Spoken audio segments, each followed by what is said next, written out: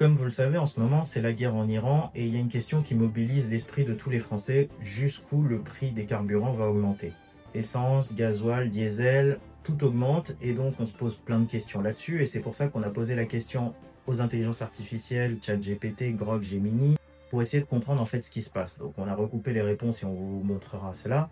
On parlera également des réactions, on verra les réactions des politiques et surtout des Français qui sont à la fois en colère et inquiets. Allez, c'est parti.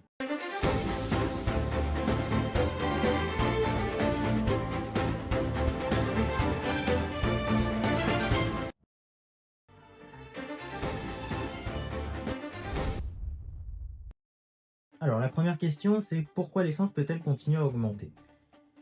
Eh bien, après l'intervention en Iran et la fermeture du détroit d'Ormuz, le baril est monté à plus de 120 dollars. Et aujourd'hui encore, il tourne autour de 100 dollars à peu près. Mais le pétrole, c'est seulement 30 à 40% du prix à la pompe. Et le reste, eh bien, ce sont les taxes. Et donc, ça rejoint notre deuxième question, à savoir, l'État prend-il la majorité du prix? Eh bien, il faut comprendre que sur un litre de 2,30 € par exemple, 50 à 60% ce sont des taxes. Et donc plus de 1,20 € direct dans les caisses de l'État.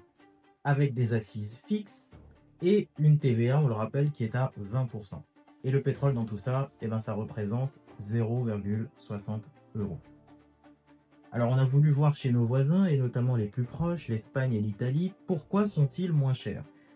Alors, comme on peut le voir sur le graphique, il y a une grosse différence. L'Espagne et l'Italie ont réussi à stabiliser les prix en dessous de 2 euros, là où la France dépasse les 2 euros, que ce soit au niveau du gazole ou au niveau du samplon 95, l'essence. La raison, c'est tout simplement la fiscalité qui est plus légère dans les pays et notamment le fait qu'il s'agisse d'un choix politique.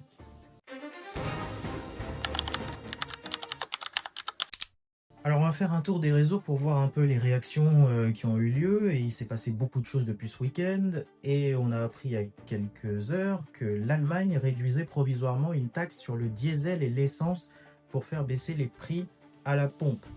Le chancelier allemand Friedrich Merz annonce une baisse temporaire des taxes sur les carburants pendant 2 mois. La réduction atteindra environ 17 centimes par litre. L'objectif est de soulager automobilistes et entreprises face à la flambée des prix. Benoît Perrin qui dit sur Europe 1 que, au sujet de la hausse des prix de l'essence, que le surplus de TVA a apporté plus de recettes à l'État à court terme. Mais à moyen et long terme, c'est une catastrophe pour l'économie car les gens consomment moins. Le ministre du Travail Jean-Marc Farandou, qui a quand même dit cela, tenez-vous bien, il n'y a pas de pénurie d'essence et tout est de la faute des Français et de leur comportement. Sébastien Lecornu, le Premier ministre, qui s'est exprimé ce week-end en disant « D'ici 2030, 2 voitures neuves sur 3 devront être électriques.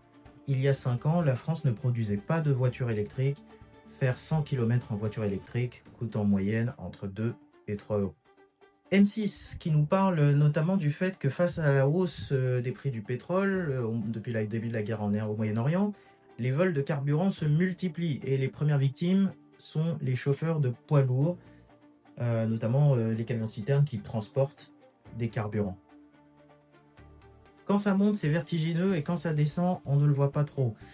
Et donc, depuis l'annonce du cessez-le-feu, qui, on l'a bien compris depuis ce week-end, est très fragile, notamment après les discussions entre les États-Unis et l'Iran, les Français espèrent une baisse rapide des prix du carburant. Ce que ne pense pas Michel-Édouard Leclerc, le patron des magasins Leclerc, qui nous dit tout simplement « je ne le sens pas ». Le prix des carburants pourrait donc fortement augmenter la semaine prochaine, puisque les tensions sont remontées. Et la Banque de France, elle, sonne l'alerte en disant « nous n'avons plus d'argent ». Voilà, c'est très clair, en disant qu'ils ne veulent plus verser d'aide publique sur le carburant. Une petite image un peu insolite, on voit une personne donc conduire une Bugatti à plus de 400 km/h. Voilà, donc il est en train de rouler. En roulant avec le plein d'essence, cela pourrait s'épuiser en seulement 12 minutes. Autre image insolite, donc les Français qui commencent même à vérifier si on ne les berne pas, donc vérifie si 1 litre d'essence correspond réellement à 1 litre d'essence. Ils disent qu'ils sont en train de crever, ils sont totalement en train de craquer. Pêcheurs, artisans, etc. vont monter à Paris. Le prix du carburant doit baisser. avant que toute la France ne craque, déclare Alexandre Jardin, donc qui est écrivain et qui s'est exprimé et qui représente un collectif notamment qui s'appelle les Gueux. Marine Le Pen qui s'exprime et qui dit « Les énergies sont des biens de première nécessité ». Et elle appelle le gouvernement à diminuer la TVA de 20% à 5,5%, puisqu'on le rappelle, la TVA sur les biens de première nécessité est à 20%. Et elle estime toutefois qu'il n'y a pas de risque de censure du gouvernement. Raymond, chroniqueur dans l'émission de Cyril Hanouna sur W9, qui fait une comparaison entre le plein d'essence à une autre époque et le plein d'essence aujourd'hui, qui passe du simple au triple. Les gens qui conduisent depuis longtemps, ils savent toujours que le gazole, il a toujours été moins cher que l'essence. Toujours. Ça veut dire que si l'essence était à 1,20 €, le gazole, il est à 90 centimes. Il y a toujours eu 30 centimes, 20 centimes d'écart. Ça veut dire qu'on a dû changer notre manière. C'est-à-dire que maintenant, il coûte plus cher à raffiner, il coûte plus cher à apprivoiser. D'accord. Moi, ce que je trouve dégueulasse, c'est que le gasoil, en fait, c'est les gens les plus précaires qui s'en servent. C'est les gens qui roulent le plus. C'est 43% ou 48% du parc automobile. C'est presque 20 millions d'automobiles. C'est vrai, quand on travaille, on a travaillé, on a regardé tout ça ensemble. Et je trouve que c'est dégueulasse de faire ça. Parce que tu prends juste il y a 20 ans en arrière. Écoutez bien ce que je vais vous dire. Il y a 20 ans en arrière, un plein d'essence, c'était 40 €. 39, 40 € pour 50 litres. Aujourd'hui, c'est 120 €. Elle est passée où, cette différence, en fait? L'animateur Camille Combal qui ironise sur la situation, donc, et vous savez, il y a des jeux audiotel qui ont lieu pendant les émissions, et donc dans Danse avec les stars, Camille Combal qui déclare 5 000 €, c'est 2 pleins d'essence, c'est bien, non? Tout augmente avec des perspectives sombres, car les leviers sur lesquels les Iraniens peuvent encore jouer sont énormes, déclare Régis Le Sommier. Des images en Irlande, où on voit des Irlandais tout simplement protester, puisque en Irlande également, les prix du carburant explosent, et donc on voit là les Irlandais en colère qui sortent dans la rue pour protester contre la hausse du carburant.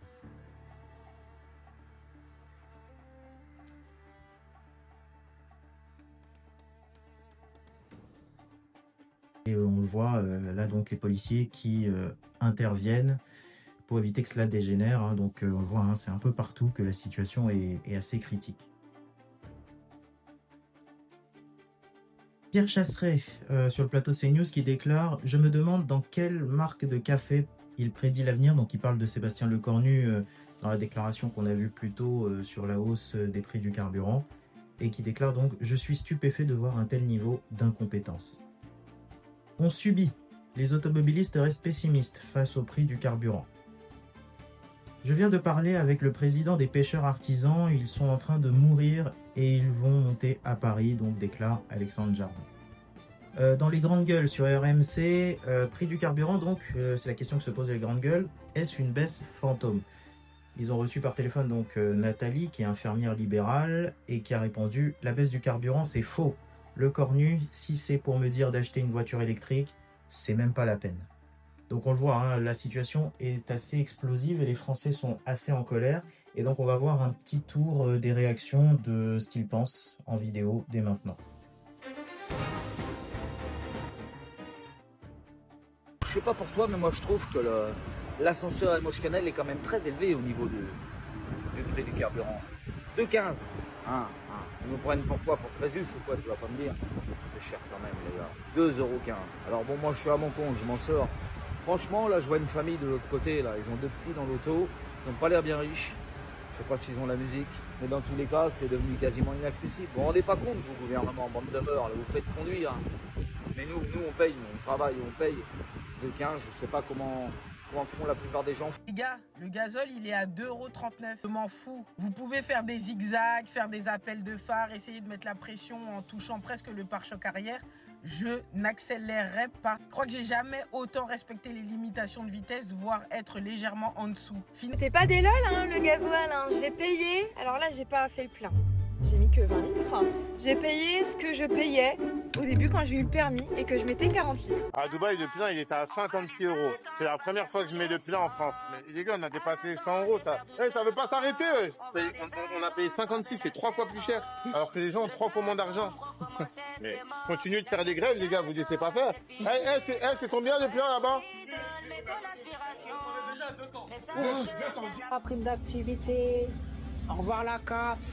Le prix de l'essence, il a explosé. C'est sûrement à cause du détroit d'Ormuz qui est bloqué. Mais c'est pas grave. Avec Cléotech, passe ta voiture à l'éthanol. C'est simple. Tu préfères payer 70 centimes le litre ou 2,40 € le litre? Dans cette image, c'est là que le baril de pétrole a vécu son sommet. 147 $. C'est jamais arrivé depuis ce jour-là. Regardez le prix du gasoil qu'on l'a payé. Au plus haut dans une station Total ou des stations Esso, touché à 1,39 €.